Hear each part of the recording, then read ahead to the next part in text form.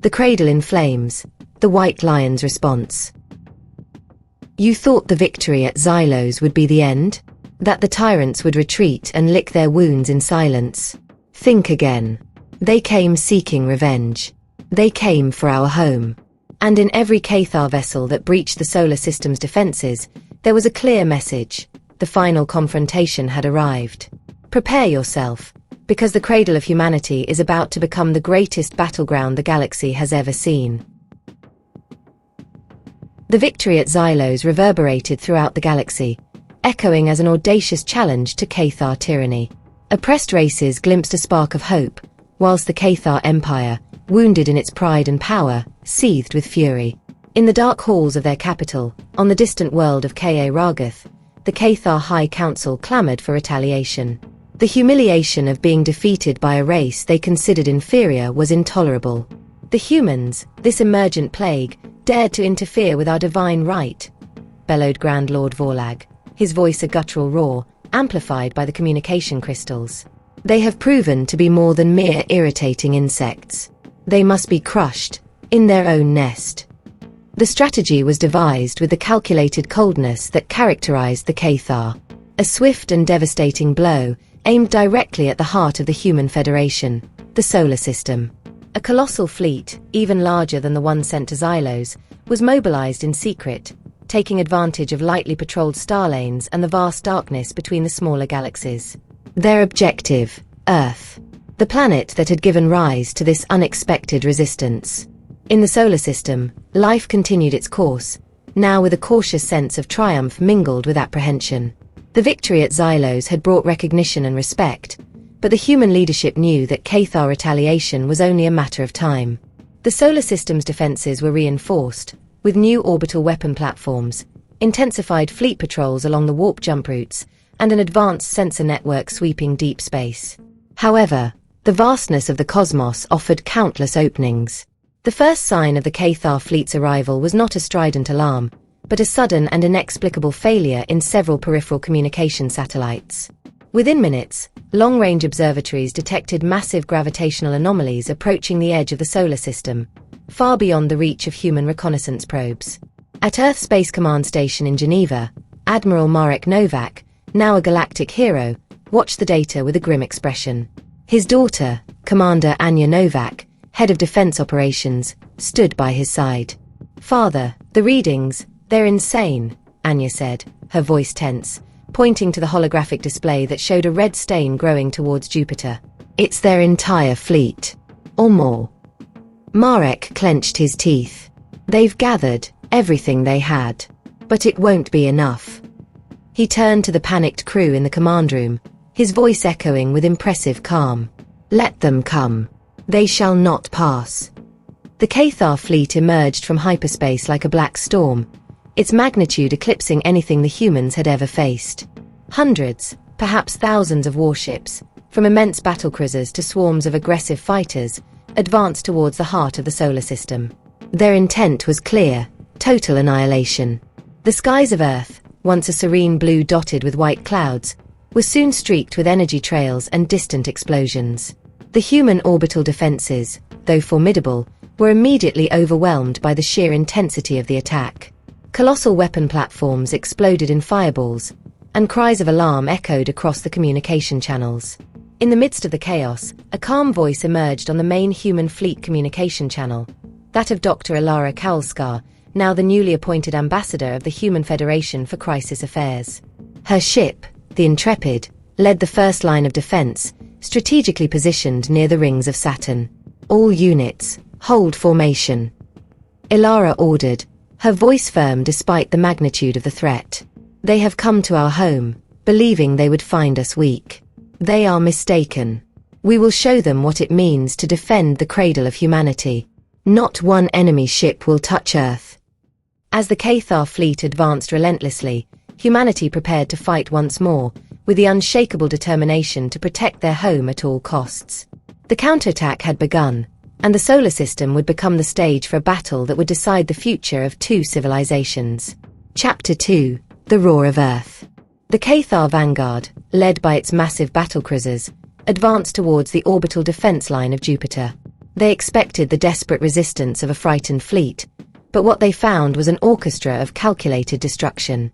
The plasma cannons of the human fleet's Husaria frigates, supported by camouflaged orbital defense platforms, opened fire in a coordinated assault. Beams of pure energy tore through the vacuum, piercing the Cathar vessel's shields with lethal precision. On the bridge of the Sovereign of Poland, Admiral Marek Nowak watched the holographic display, which flashed with enemy positions. "They're throwing everything at us. It's a saturation attack," he murmured. "Our defenses will hold, Father," said Commander Anya Nowak, her eyes fixed on the data. "The new Jupiter defenses are exceeding expectations, but the odds are overwhelming." Reverse engineering the Cathar shields paid off. Ilara Kowalska transmitted from the bridge of the Intrepid over the main channel. Her calm, assertive voice was a balm in the midst of the chaos. "Focus on their engines. Disable them. Don't destroy them. They need to see what they're up against." The human strategy was not merely defensive. The Cathar ships, accustomed to direct and brutal combat, were caught off guard by the swarm tactics of the Jastrzęb fighters. Piloted with daring and precision, they flew in tight formations, evading volleys of energy and firing smart missiles that sought out weak points in the enemy's armor. "Target locked. Firing fragmentation rockets," shouted a Jastrzęb pilot, her ship spinning in an evasive maneuver that would make any Cathar pilot vomit their tentacles. Explosions ripped through the hull of an enemy cruiser, disabling one of its forward shields. As the battle intensified at Jupiter, a second wave of the Cathar fleet materialized near Saturn, aiming to flank the main defenses. This time, they were met by the War-L defense platforms, massive orbital fortresses, and a secondary fleet of human destroyers. "They want to encircle us, the fools," growled a Cathar captain on his bridge. "Saturate their defenses, then advance towards that blue planet." "Saturation response, Captain," replied one of the officers on the human destroyer Invictus. "My word.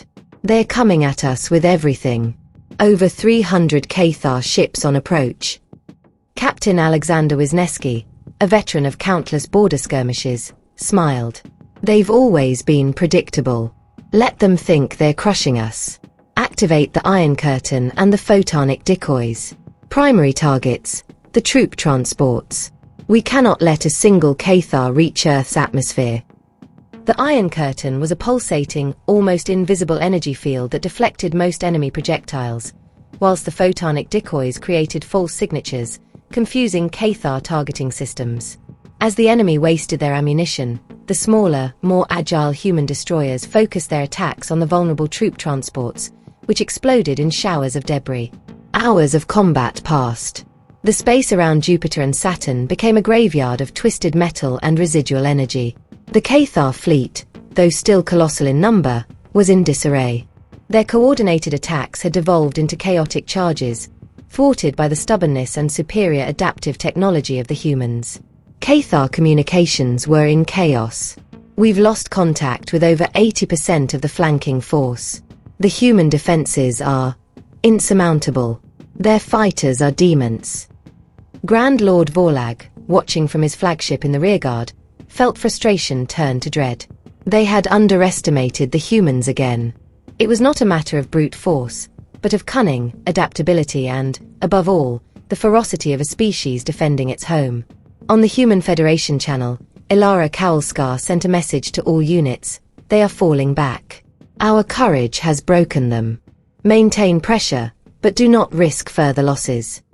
Marek, on the bridge of the Sovereign of Poland, watched the last of the Cathar turn the prows of their ships towards warp space. "They've fled, Commander Anya. They've fled from our home."